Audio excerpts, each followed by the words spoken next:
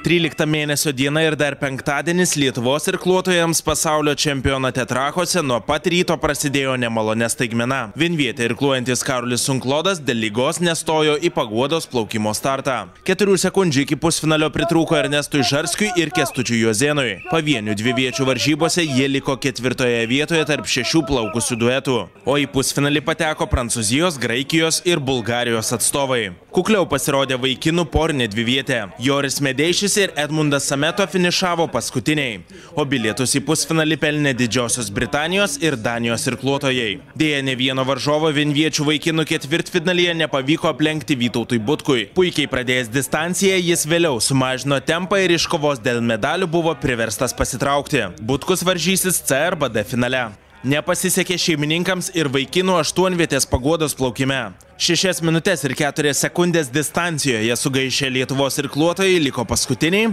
ir į pagrindinį finalą neprasimušė. Aš neskaitau, kad nesėkminga, nes man rodos visos mūsų įgulos sustartavo savo galimybių ribose.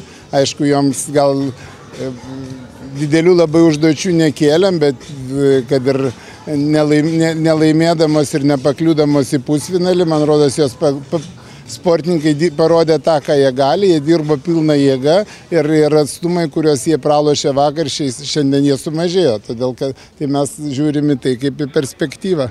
Per pirmasias atrankos dienas į pasaulio čempionato pusfinalius pateko 3 Lietuvos irkluotojų valtis. Praktiškai taip ir reikėjo tikėtis, nes pagal rezultatus, kuriuos jie rodė, tai jie ir turėjo patekti pusfinalis.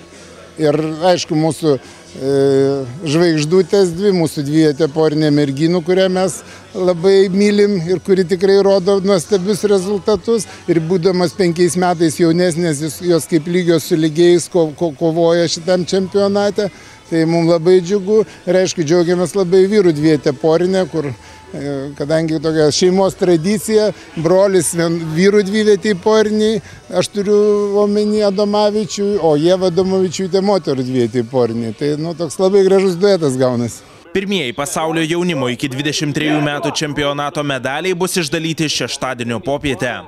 Iš viso irkluotojai iš 58 valstybių Trakuose išsidalins 21 apdovanojimų komplektą.